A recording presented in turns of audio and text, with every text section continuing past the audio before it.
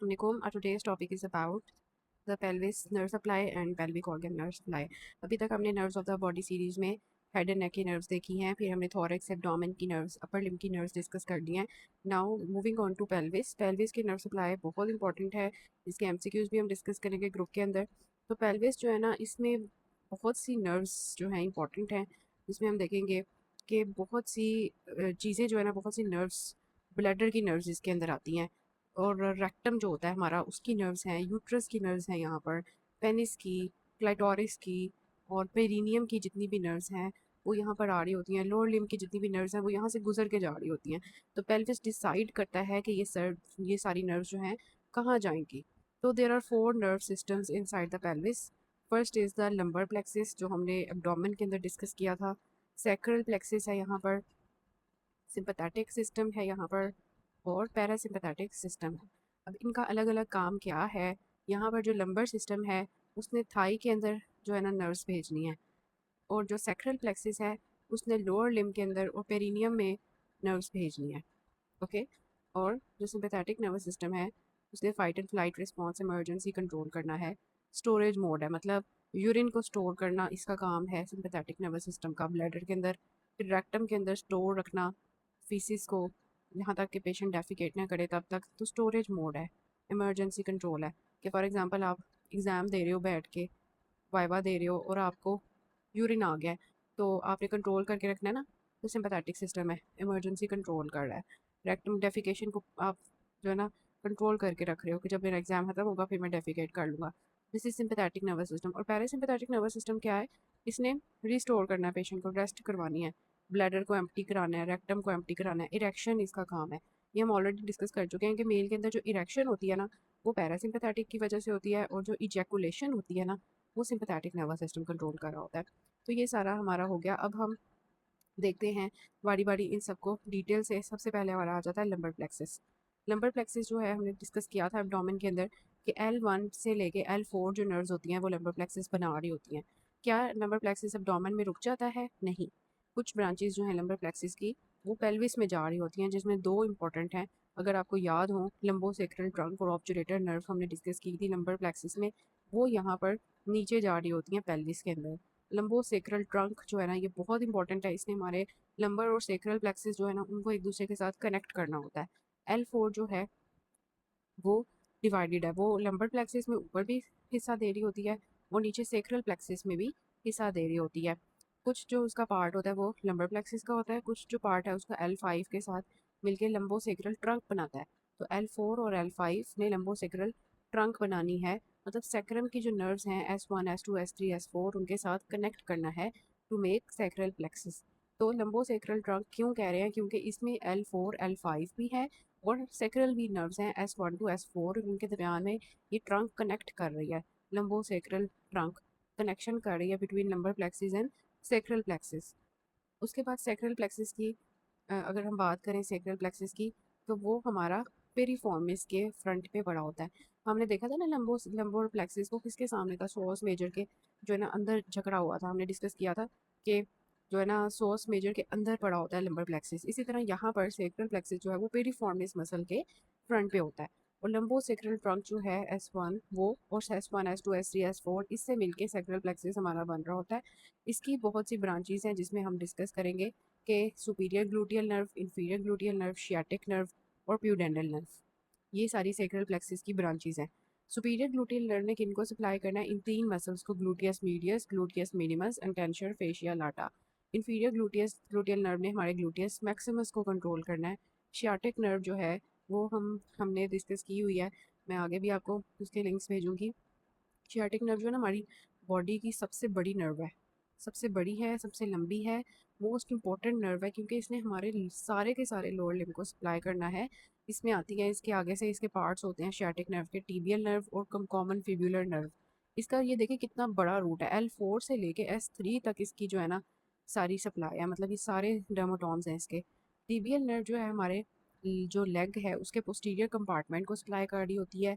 हमारे फ्लेक्सर्स जो हैं सारे टांग के, प्लांटर फुट जो है, फुट का जो नीचे वाला हिस्सा है उसको टीबियल नर्व सप्लाई करी है.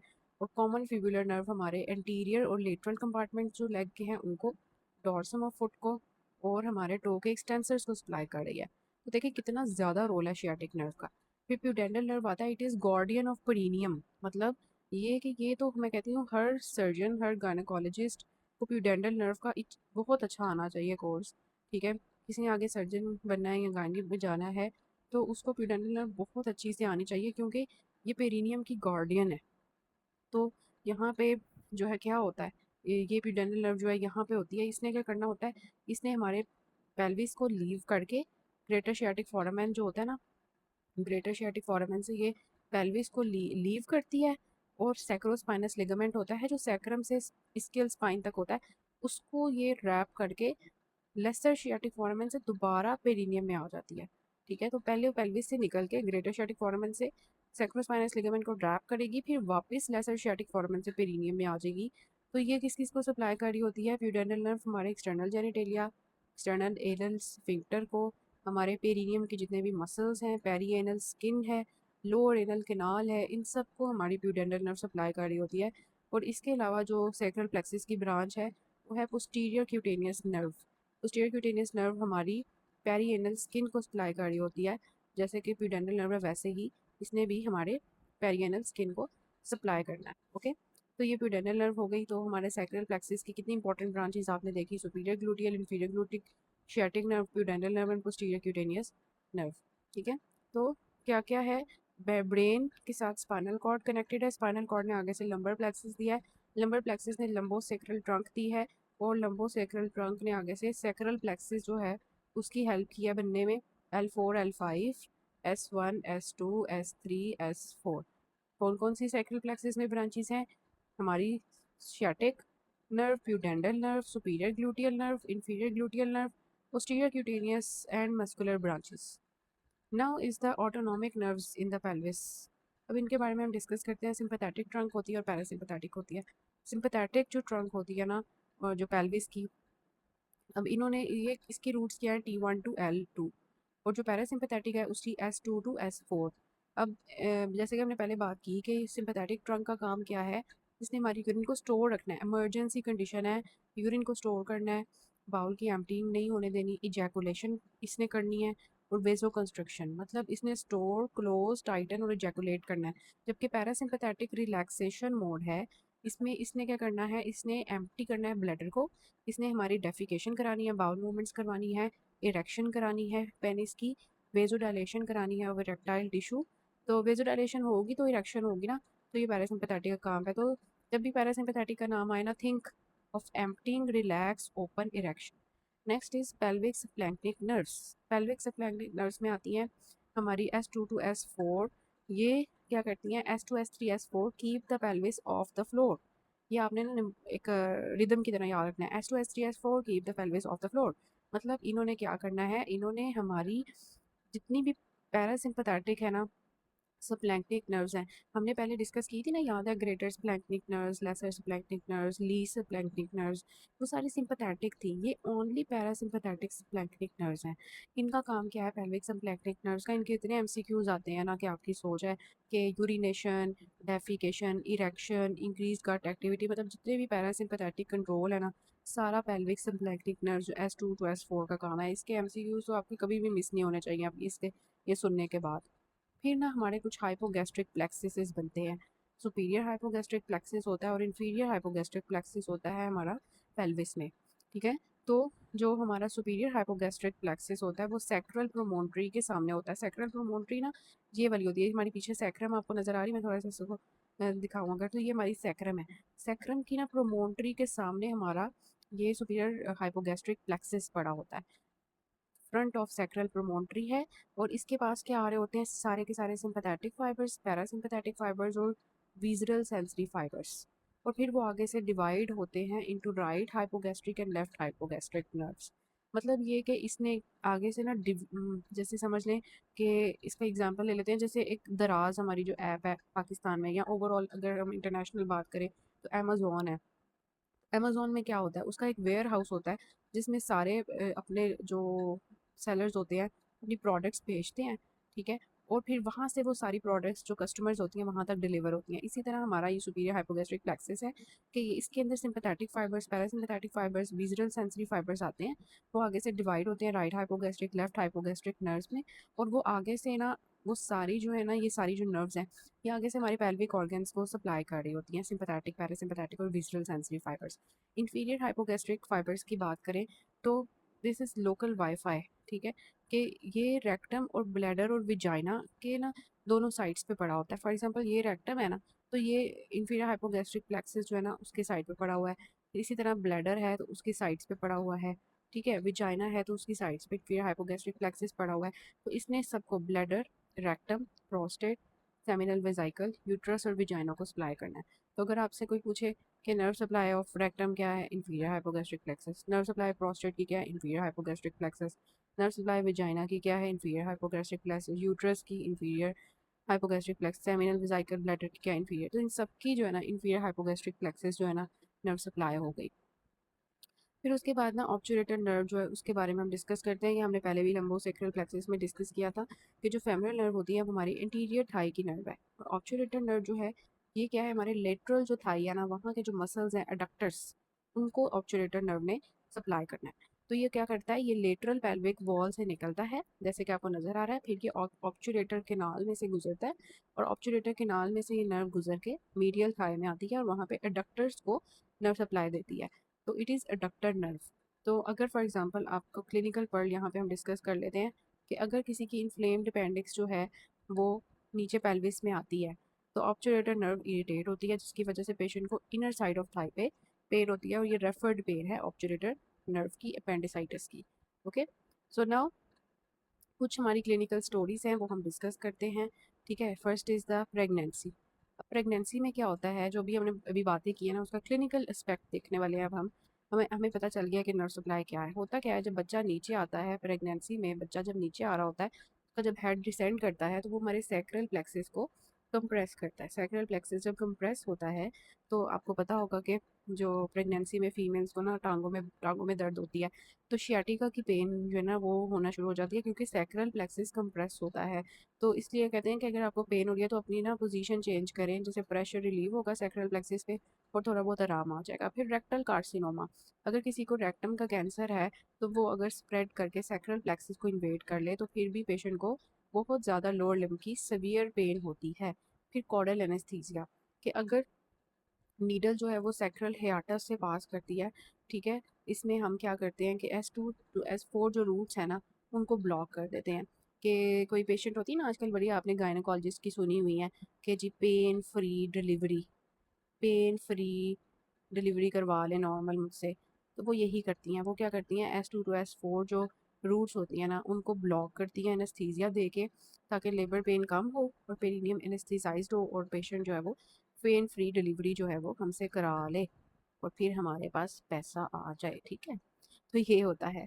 उसके बाद आता है ऑटोनॉमिक कंपैरिजन। ये आप कर सकते हैं कि sympathetic thoracolumbar T1 to L2, parasympathetic S2 to S4, और ये सारा आप यहाँ से निमोनिक्स याद रख सकते हैं। फिर ये आपने जो है FCPS एग्जाम पोल्स देख लेने हैं एक दफ़ा, इंपॉर्टेंट है जो भी हमने डिस्कस किए हैं ना सारे जो हैं वो रिवीजन पॉइंट्स हैं, ये आप नीचे से भी देख सकते हैं।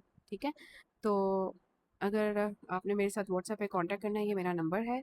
मैं आपको जो है ना मुझे कांटेक्ट करें, मैं आपको चैनल में ऐड कर देती हूँ। वहाँ पे मैं आपको इस टॉपिक से रिलेटेड क्विजेज शेयर करूँगी, आप उसको सॉल्व कर सकते हैं। इसके साथ साथ टेलीग्राम का सारा डाटा जो है फोर्थ एंड फाइनल ईयर्स के अलग ग्रुप्स हैं, उसके लिंक्स आपको मिल जाएंगे। और इंस्टाग्राम और फेसबुक पे भी मुझे फॉलो कर लें। ठीक हो गया, उसके बाद हम आते हैं नीचे कि हमारी पेल्विक ऑर्गन्स की सप्लाई क्या है। ओके, सो पेल्विक ऑर्गन्स जो होते हैं ना उनकी अब हम सप्लाई देखने वाले हैं। जब हमें पता चल गया कि पेल्विस के अंदर मेन चीज़ें क्या हैं, मेन चीज़ें हमारा लंबोसेक्रल प्लेक्सिस है, जिसमें मेनली हमने देखा सैक्रल प्लेक्सिस कैसे, उसमें कौन कौन सी नर्व्स हैं, किस किस को सप्लाई करनी है। फिर हमारी सिंपैथेटिक और पैरासिम्पैथेटिक सप्लाई क्या है, किस तरह से डिवाइड हुआ हुआ है, सब कुछ वो हमने देखा। तो हमारे लिए ईजी हो जाएगा कि हमारे एवरी पेल्विक ऑर्गन की ना, जैसे ये आपको एक तार नज़र आ रही है तो इसमें 3 ताड़ें हैं। ठीक है, तो हर पेल्विक ऑर्गन को ये 3 ताड़ें जाननी है। एक सिंपैथेटिक नर्व्स वाली होगी, एक पैरासिम्पैथेटिक नर्व्स वाली होगी और एक हमारी सेंसरी नर्व्स वाली होगी। तो हमने देख लिया है ऑलरेडी कि सिंपैथेटिक जो है ना ये इमरजेंसी वायर है, इसने स्टोर करवाना है। फिर पैरासिम्पैथेटिक वर्किंग वायर है, इसने एम्प्टी कराना है। और सेंसरी जो है ना वो रिपोर्टिंग वायरा के जो भी पेल्विस उस स्पेसिफिक पेल्विक ऑर्गन की कोई भी जो है ना इंफॉर्मेशन है ना वो ब्रेन के पास लेके जानी है। तो each pelvic organ receives 3 wires only the function changes. ठीक हो गया। तो अब ये डिलीवरी कौन करता है इन वायर्स की, सिंपैथेटिक, पैरासिम्पैथेटिक और सेंसरी, कौन करता है? Inferior hypogastric plexus. मैंने आपको कहा था ना ये याद रखना है। इंफीरियर हाइपोगैस्ट्रिक प्लेक्सिस जो है ना इसने सारी डिस्ट्रीब्यूशन करनी है इन वायर्स की, सिंपैथेटिक, पैरासिम्पैथेटिक और सेंसरी। किसको? हमारे ब्लैडर को, रेक्टम को, prostate, uterus, vagina, cervix, uterine tube, सबको सिंपैथेटिक, पैरासिम्पैथेटिक और सेंसरी सप्लाई देनी है इस इंफीरियर हाइपोगैस्ट्रिक प्लेक्सिस ने। ठीक है। तो ये हमने बड़ी इंपॉर्टेंट चीज़ देखी है। अब मैंने आपको बताया कि ये चीज़ इंफीरियर हाइपोगैस्ट्रिक प्लेक्सिस की। तो जब भी एग्जामिनर पूछे पेल्विक ऑर्गन्स की नर्व सप्लाई क्या है, ये जो ऊपर मैंने ऑर्गन्स बताए हैं, तो आपने बताना इंफीरियर हाइपोगैस्ट्रिक प्लेक्सिस। एक चीज़ मैंने आपको नहीं बताई कि ओवरी की नर्व सप्लाई क्या है। ओवरी जो है ना, ओवरी बड़ी डिफरेंट है, क्योंकि जब ये एम्ब्रियोलॉजिकली जब ओवरी बन रही होती है ना तो वो डेवलप होती है नियर किडनीज, किडनीज के पास ओवरी बनती है। बाद में डिसेंड होके नीचे आती है, अपनी आर्टरी, वेन, लिम्फेटिक्स, नर्व, सारा कुछ abdomen से लेके नीचे आती है। वो जो है ना मतलब समझ लें कि वो अपनी बर्थ प्लेस जो है ना, उसकी जो बर्थ प्लेस है ना उसको कभी नहीं भूलती ओवरी। ठीक है, ओवरी अपनी बर्थ प्लेस को कभी नहीं भूलती। वो कहती है मैं जहाँ पैदा हुई हूँ वहाँ की ही चीज़ें नीचे लेके आऊंगी। किडनीज के पास जब बन रही होती है तो नीचे आती है, तो आर्टरी, वेन्स, लिम्फेटिक्स, नर्व, सारा कुछ abdomen से लेके आती है। इस वजह से सिर्फ अकलौती ओवरी है जिसकी जो नर्व सप्लाई है ना, वो ऑटोनॉमिक सप्लाई, वो एओटिक प्लेक्सिस से आती है। और एओटिक प्लेक्सिस मैंने आपको ब्राह्मण के अंदर पढ़ाया था। ठीक है। तो सबकी सब जितने भी पेल्विक ऑर्गन्स हैं उन सबको इंफीरियर हाइपोगैस्ट्रिक सप्लाई कर रही है एक्सेप्ट ओवरी। ये बड़ी इंपॉर्टेंट चीज़ है, आपने याद रखनी है। तो रेक्टम की बात करते हैं आप। ठीक है। रेक्टम जो है ना, रेक्टम एक होता है ना रेक्टम, और नीचे होती है एनल केनाल। जब जो है ना फीसिस यहाँ पे, ये रेक्टम है ना हमारा, तो रेक्टम के अंदर जो है ना जब फीसिस आके एक्यूमुलेट होंगे ना, तो रेक्टम जो है ना उसको सिर्फ एक ही चीज़ का सेंसिटिव होना ज़रूरी है कि वो स्ट्रेच से सेंसिटिव हो। ठीक है। तो ये जब हमारी फीसिस यहाँ पे आके एक्यूमुलेट होगी ना, तो ये हमारी रेक्टम की जो वॉल्स है ना उनको स्ट्रेच करेगी। इसकी वजह से ब्रेन को सिग्नल जाएंगे कि अब टाइम हो गया है डेफिकेशन का। ओके। तो ब्रेन की तरफ सिग्नल जाएगा। अब हम मिक्चुरेशन के बारे में बात करते हैं, ब्लैडर की। कि ब्लैडर के पास ना दो तरह के मसल्स हैं, डिफ्यूजर मसल है जो उसकी वॉल है, डिफ्यूजर मसल, ये सारी डिफ्यूजर मसल है। और इंटरनल एनल स्फिंक्टर का मसल है जो कि दूसरा मसल है ब्लैडर का। और एक बाहर मसल है एक्सटर्नल एनल स्फिंक्टर। तीन मसल्स हैं ब्लैडर के, diffuser muscle, internal sphincter and external sphincter. ठीक है। तो एक्सटर्नल स्फिंक्टर जो है ना ये स्केलेटल मसल का बना होता है और ये हमारे कंट्रोल में होता है, जबकि जो इंटरनल स्फिंक्टर होता है ये हमारे कंट्रोल में नहीं होता। और जो ट्रांसड्यूसर मसल होता है वो भी हमारे कंट्रोल में नहीं होता।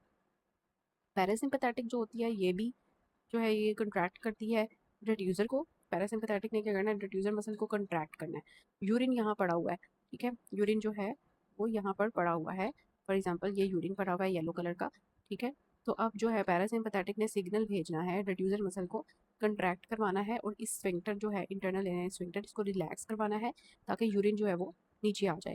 लेकिन सिंपैथेटिक ने क्या करना है, सिंपैथेटिक ने हमारे रिड्यूसर मसल को रिलैक्स करना है। रिड्यूसर मसल रिलैक्स हो जाएगा, स्फिंक्टर कंट्रैक्ट हो जाएगा, तो क्या होगा कि जो है ना ब्लैडर का जो रिलीज है ना, मतलब यूरिन, वो रिलीज नहीं होगा, वो अंदर ही रहेगा, स्टोर रहेगा। ओके, क्योंकि डिफ्यूजर रिलैक्स है और स्फिंक्टर कंट्रोल कंट्रैक्ट हुआ हुआ है।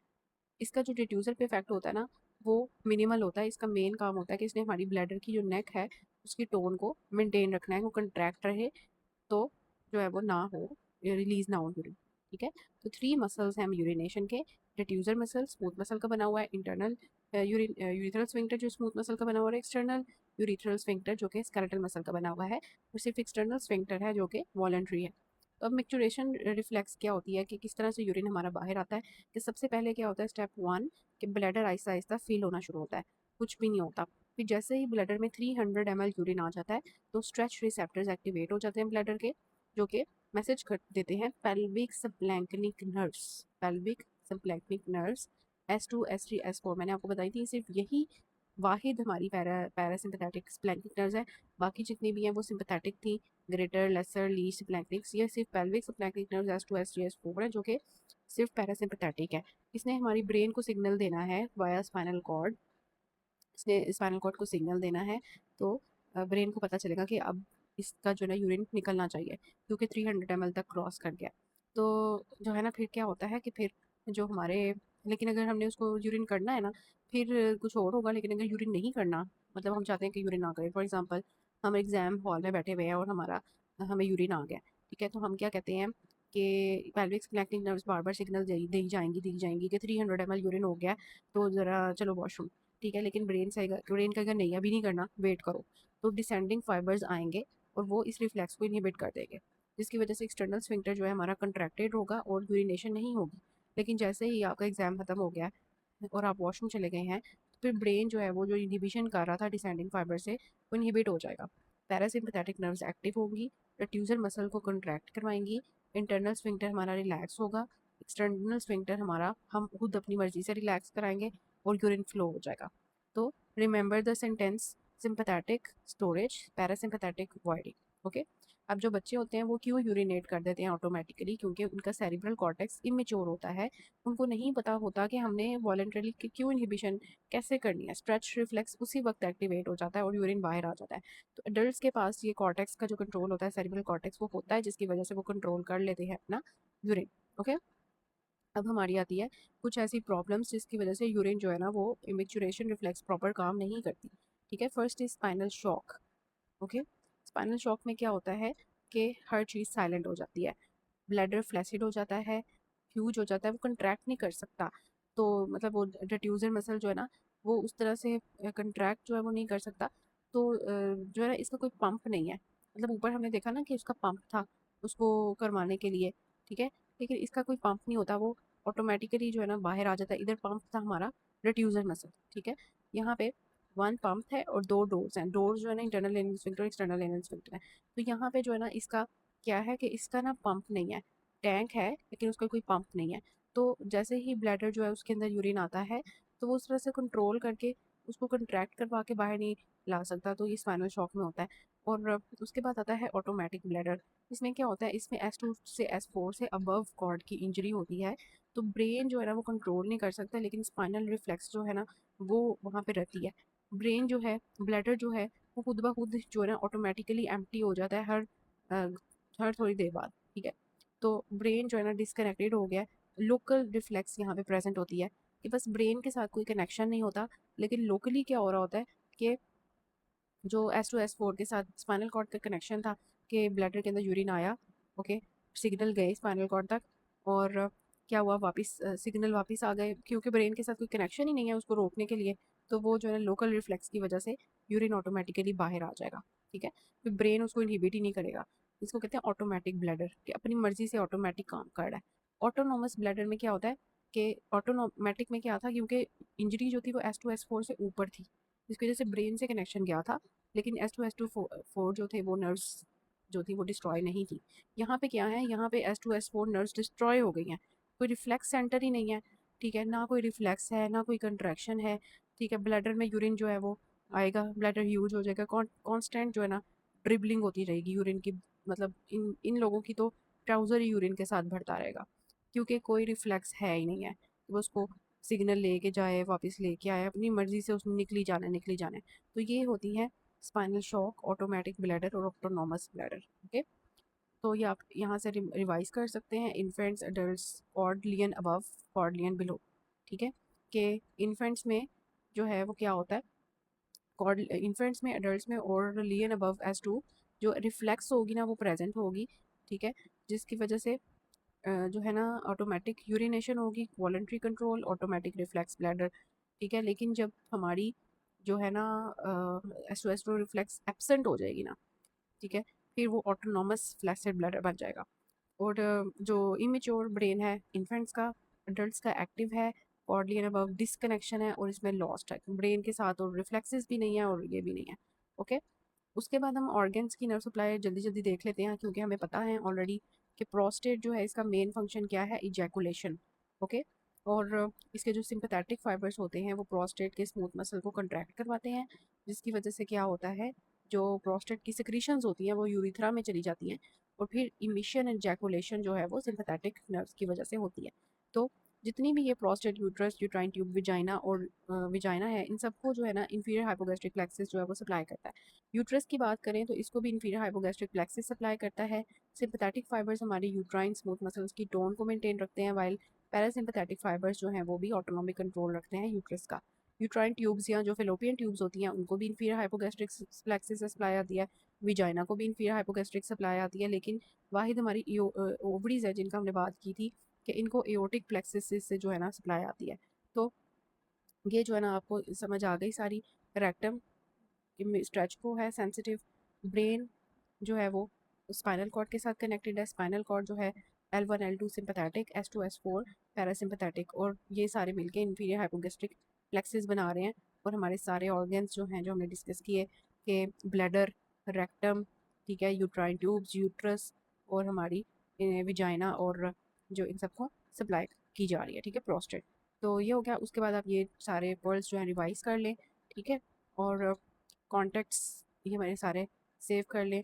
और कोई भी मसला हो, किसी भी लेक्चर समझ ना आए तो आप जो है वो मेरे से कांटेक्ट कर सकते हैं। व्हाट्सएप चैनल में मैं इसका क्विज शेयर करती हूँ, फिर आप उसको सॉल्व करें, ठीक है। This is about all the nerve supply related to pelvis and its organs.